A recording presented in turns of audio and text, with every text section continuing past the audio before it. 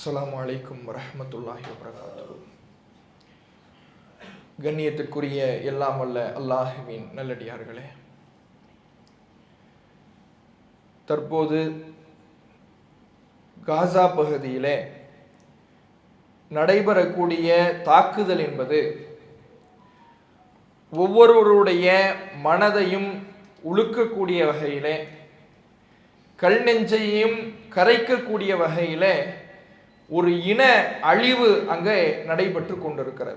பல ஆண்டு காலமாக அந்த மக்களினுடைய துயர் துடைக்கப்படாமல் மிகப்பெரிய கொடுமைகளுக்கும் இன அழிவுக்கும் அந்த மக்கள் உள்ளாகி கொண்டிருந்தாலும், கடந்த 22 மாதங்கள் என்பது அந்த மக்களுடைய வாழ்விலே மிக ஒரு மோசமான கட்டமாக இருந்திருக்கிறது. தொடர்ந்து தாக்குதல்களும் வெடிகுண்டுகளுக்கும் பல தோட்டாக்களுக்கும் அந்த மக்கள் இரையாகி கொண்டிருக்கிறார்கள். பல லட்சக்கணக்கான மக்களுடைய உயிர் அங்கே பறிபோயிருக்கிறது, மௌத்தாகி இருக்கிறார்கள். அதிலே குழந்தைகளுடைய எண்ணிக்கை என்பது கணிசமான எண்ணிக்கையாக இருக்கிறது. பச்சை குழந்தை, அந்த பச்சிளம் குழந்தை இடிபாடுகளிலே சிக்கி தன்னுடைய உயிரை இழந்திருக்கிறது. குண்டுகளுக்கும் தோட்டாக்களுக்கும் இரையாகி இருக்கிறது. ஒரு சின்ன பையன், ஒரு 8 வயது 9 வயது மதிக்கத்தக்க ஒரு சிறுவன், பெற்றோர் இல்லாமல் பெற்றோரை இழந்து தன்னுடைய தங்கையை, ஒரு 3-4 வயது மதிக்கத்தக்க தன்னுடைய தங்கையை தன்னுடைய தோல் புஜத்துல தூக்கி கொண்டு இடிபாடுகளுக்கு மத்தியில எங்கே தப்பிப்பதற்கு இடம் இருக்கிறது என்று ஒதுங்கிக் கொள்வதற்கு, தன்னுடைய உயிரை காப்பாற்றிக் கொள்வதற்கு எங்கே இடம் இருக்கிறது என்று ஓடுகிறான், பச்சை பிள்ளைய தோல் மேல வச்சுக்கிட்டு. இந்த சூழ்நிலையிலே காசா மக்கள் வாழ்ந்து வருகிறார்கள். நோயாளிகளாக இருந்தால் அவர்களுக்கு மருத்துவம் பார்ப்பதற்கு மருத்துவமனைகள் கூட கிடையாது. இது எல்லாவற்றுக்கும் மேலாக இது போல குண்டு மலைகளால் ஒரு பக்கம் மக்கள் கொத்து கொத்தாக கொல்லப்பட்டு கொண்டிருக்கிறார்கள் என்றால், இன்னொரு பக்கம் உணவு அவர்களுக்கு தடுக்கப்பட்டு பசியிலேயே பல உயிர்கள் அங்கே மாண்டு போயிருக்கிறது.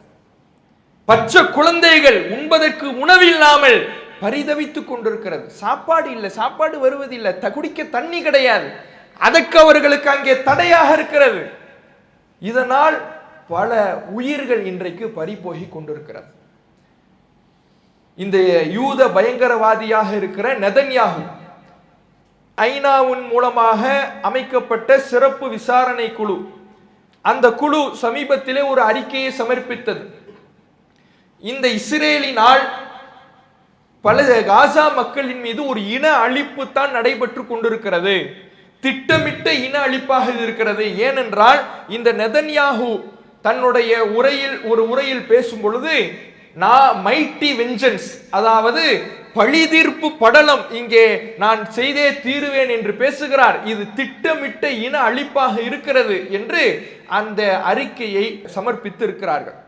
இது எதையுமே பொருட்படுத்தாமல் இந்த நெதன்யாஹு என்கின்ற யூத பயங்கரவாதி இவர்கள் சொல்வதெல்லாம் பொய் என்கின்ற ஒற்றை வார்த்தையிலே முடித்துக்கொண்டு அந்த அப்பாவி மக்களின் மீது தீவிரவாதத்தை நான் ஒழிக்கிறேன் என்கின்ற பெயரிலே பச்சை குழந்தைகளையும் பெண்களையும் முதியவர்களையும் நோயாளிகளையும் கொன்று குவித்து அந்த நகரத்தையே வாழ தகுதியற்ற ஒரு நாடாக, வாழ தகுதியற்ற ஒரு நகரமாக அந்த நெதன்யாஹு மாற்றி கொண்டிருக்கிறான். இப்படியான ஒரு அநியாயம் நடந்து கொண்டிருக்கின்ற பொழுது தமிழக முதல்வர் அதற்கு பாலஸ்தீனத்திற்கு ஆதரவாக குரல் கொடுத்திருந்தால், இந்தியா அந்த பாதிக்கப்படுகின்ற மக்களுக்கு ஆதரவாக இருக்க வேண்டும், இஸ்ரேலுக்கு எதிராக குரல் கொடுக்க வேண்டும் என்று பதிவு செய்திருந்தார். ஆனால் இந்தியாவினுடைய பிரதமர், மத்திய அரசு அது போன்ற ஒரு நிலைப்பாட்டை எடுக்குமா என்றால் அது சந்தேகமானதுதான். ஏன்? பாதிக்கப்படுவது முஸ்லிம்கள். ஒரு தன்னாட்டிலே, இந்திய நாட்டிலேயே முஸ்லிம்களோ அல்லது சிறுபான்மையின மக்களோ பாதிக்கப்பட்டால் கூட அவர்களின் பக்கம் பார்வையை செலுத்தாத ஒரு அரசு தான் இந்த ஒன்றிய அரசு. மணிப்பூரிலே சிறுபான்மையின மக்கள் பாதிக்கப்பட்டார்கள், அவர்களின் பக்கம் 2 ஆண்டு காலம் பார்வையை திருப்பாதவர் தன்னுடைய தேர்தல் ஆதாயத்திற்காக சுற்றுப்பயணம் என்கின்ற பெயரில் சென்று வரக்கூடிய அவலத்தை தான் இந்திய நாட்டிலே நாம் பார்க்கிறோம். முஸ்லிம்கள் எவ்வளவு பெரிய இன அழிப்புக்கு இந்திய நாட்டிலேயே உள்ளானால் கூட, ஒரு கார் போகும் பொழுது நாய் குறுக்கே வந்து செத்து போனால் அதற்கு யார் பொறுப்பு என்று உதாசீனப்படுத்துபவர் தான் இந்திய பிரதமராக இருக்கிறார். அப்படியான ஒன்றிய அரசு இதற்கு குரல் கொடுக்கும், இதற்கு பாலஸ்தீனத்துக்கு ஆதரவாக இருக்கும் என்பதெல்லாம் நாம் எதிர்பார்க்க முடியாது. அதை முதலமைச்சர் அவருடைய கோரிக்கையாக வைத்திருக்கிறார். நம்மிடத்தில் இருக்கக்கூடிய ஒரே ஆயுதம் பிரார்த்தனை தான், துவா தான். இதையெல்லாம் பார்க்கின்ற பொழுது நெஞ்சை உலுக்குகிறது, மிகப்பெரிய ஒரு மன வலியை ஏற்படுத்துகிறது. என்ன இருந்தாலும் அல்லாஹ் இந்த கயவர்களை, அநியாயக்காரர்களை விடமாட்டான். அல்லாஹ் ரப்பல் ஆலமீன் சனஸ்தத்ரிஜுஹும் மின் ஹைசு லா யஅலமுன், அவர்கள் அறியாத விதத்தில் அவர்களை நாம் விட்டு பிடிப்போம் என்று சொல்கிறான். அநியாயக்காரர்களை ஆட விடுவான் அல்லாஹ், அவர்களுக்கு அவகாசத்தை வழங்குவான், அவர்களுக்கான வாய்ப்பை வழங்குவான்.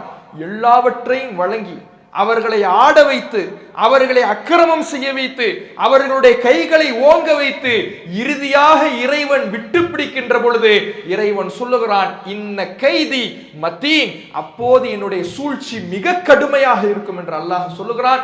இப்போதே இஸ்ரேலுக்குள்ளேயே நெதன்யாஹுக்கு எதிரான குரல்கள் ஒலிக்க துவங்கிவிட்டது. அல்லாஹ் ரப்புல் ஆலமீனுடைய சூழ்ச்சி மிக கடுமையானதாக இருக்கும். அத்தகைய இறைவனுடைய பதிலுக்காக நம்முடைய பிரார்த்தனைகள்ல அந்த பாதிக்கப்படக்கூடிய மக்களுக்காக, அவர்களுடைய விடுதலைக்காக, அவர்களுடைய நிம்மதியான வாழ்வுக்காகவும், இந்த அநியாயக்காரர்களுக்கு எதிரான இறைவனுடைய பிடி கடுமையாவதற்காகவும் பிரார்த்தனை செய்யுமாறு கேட்டுக்கொள்கிறோம். அஸ்ஸலாமு அலைக்கும் வரஹ்மத்துல்லாஹி வபரகாத்துஹு. அல்லாஹு அக்பர், அல்லாஹு அக்பர்.